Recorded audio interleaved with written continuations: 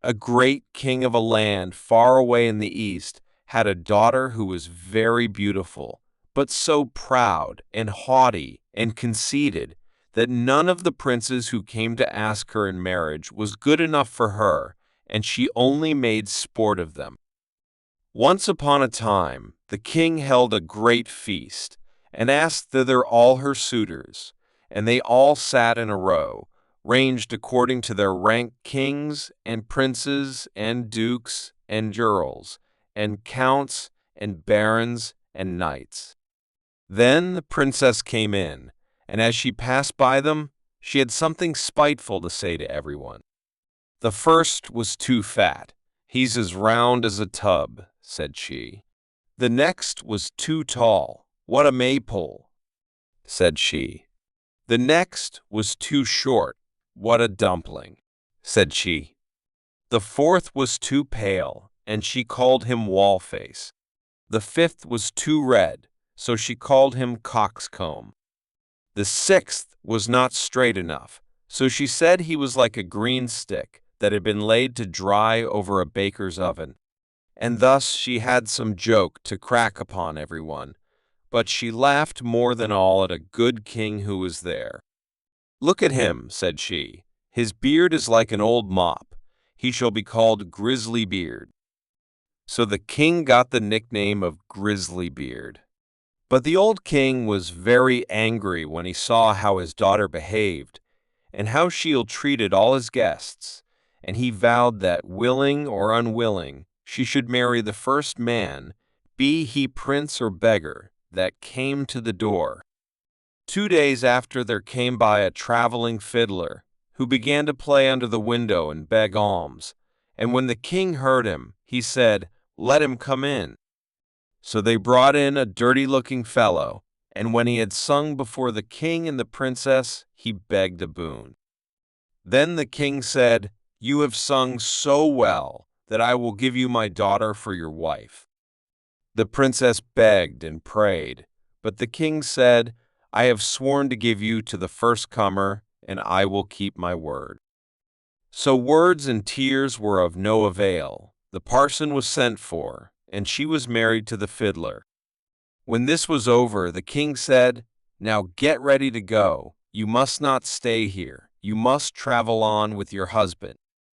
Then the fiddler went his way and took her with him, and they soon came to a great wood.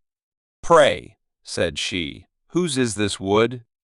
"It belongs to King Grisly-Beard," answered he. "Hadst thou taken him, all had been thine." "Ah, unlucky wretch that I am," sighed she. "Would that I had married King Grisly-Beard."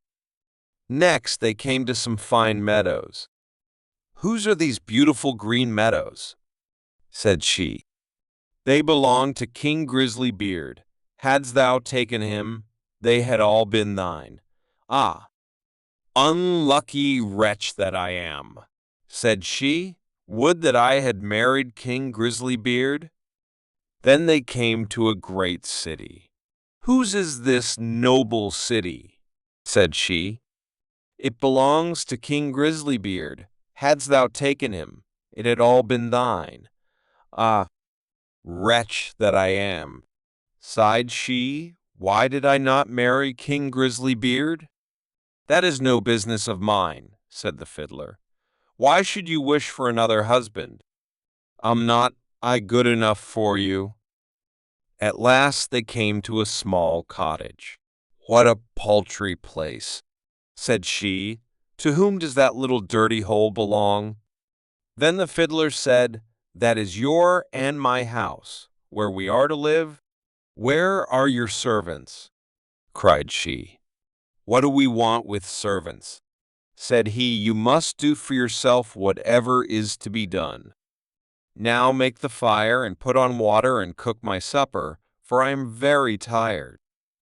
But the princess knew nothing of making fires and cooking, and the fiddler was forced to help her.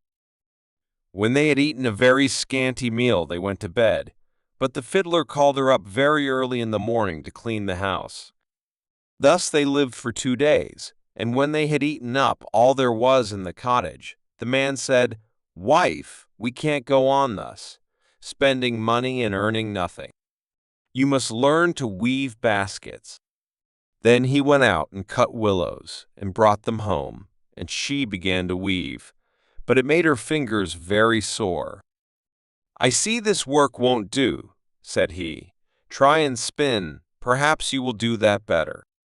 So she sat down and tried to spin, but the threads cut her tender fingers till the blood ran. "See now," said the fiddler, "you are good for nothing, you can do no work, what a bargain I have got! However, I'll try and set up a trade in pots and pans, and you shall stand in the market and sell them." "Alas," sighed she, "if any of my father's court should pass by and see me standing in the market, how they will laugh at me." But her husband did not care for that, and said she must work if she did not wish to die of hunger. At first the trade went well, for many people, seeing such a beautiful woman, went to buy her wares, and paid their money without thinking of taking away the goods. They lived on this as long as it lasted, and then her husband bought a fresh lot of ware, and she sat herself down with it in the corner of the market. But a drunken soldier soon came by, and rode his horse against her stall, and broke all her goods into 1,000 pieces. Then she began to cry, and knew not what to do. "Ah, what will become of me?" said she. "What will my husband say?" So she ran home and told him all. "Who would have thought you would have been so silly," said he, "as to put an earthenware stall in the corner of the market, where everybody passes? But let us have no more crying. I see you are not fit for this sort of work. So I have been to the king's palace, and asked if they did not want a kitchen maid, and they say they will take you, and there you will have plenty to eat." Thus the princess became a kitchen maid, and helped the cook to do all the dirtiest work. But she was allowed to carry home some of the meat that was left, and on this they lived. She had not been there long before she heard that the king's eldest son was passing by, going to be married, and she went to one of the windows and looked out. Everything was ready, and all the pomp and brightness of the court was there. Then she bitterly grieved for the pride and folly which had brought her so low. And the servants gave her some of the rich meats, which she put into her basket to take home.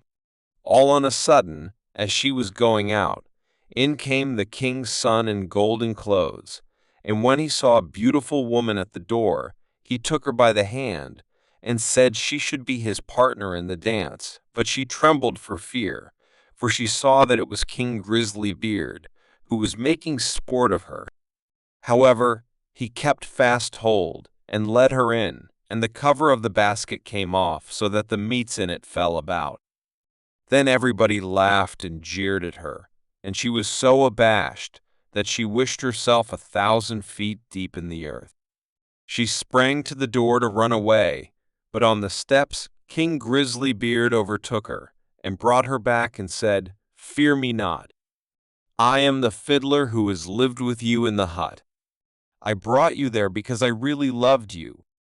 I am also the soldier that overset your stall. I have done all this only to cure you of your silly pride, and to show you the folly of your ill treatment of me. Now all is over. You have learnt wisdom, and it is time to hold our marriage feast." Then the chamberlains came and brought her the most beautiful robes, and her father and his whole court were there already, and welcomed her home on her marriage. Joy was in every face and every heart. The feast was grand. They danced and sang, all were merry, and I only wish that you and I had been of the party.